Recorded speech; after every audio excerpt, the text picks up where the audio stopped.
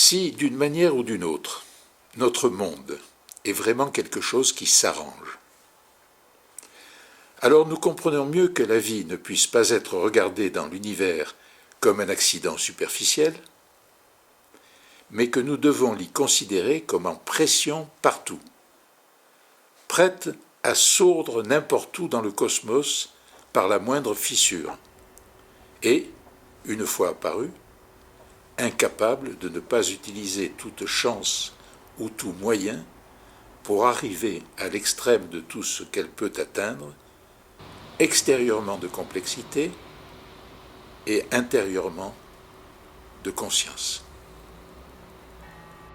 Le centre extrême de chacun de nous, il ne se trouve pas au terme d'une trajectoire solitaire et divergente, mais il coïncide, sans se confondre, avec le point de confluence d'une multitude humaine tendue, réfléchie et unanimisée librement sur elle-même.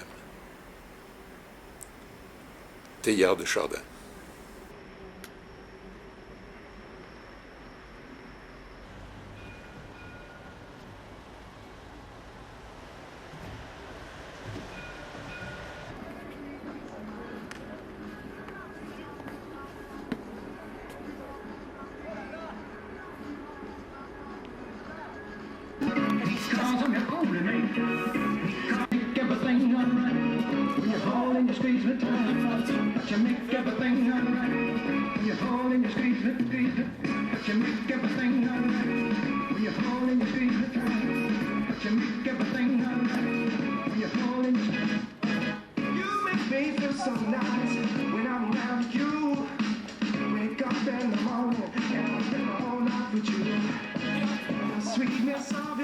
En réalité, la vie est un mouvement, la matérialité est le mouvement inverse.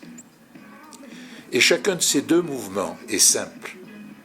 La matière qui forme un monde étant un flux indivisé, indivisé aussi étant la vie qui la traverse, en y découpant des êtres vivants.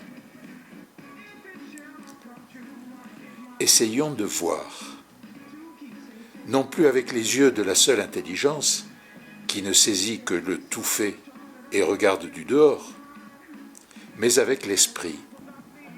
Je veux dire avec cette faculté de voir qui est immanente à la faculté d'agir et qui jaillit en quelque sorte de la torsion du vouloir sur lui-même.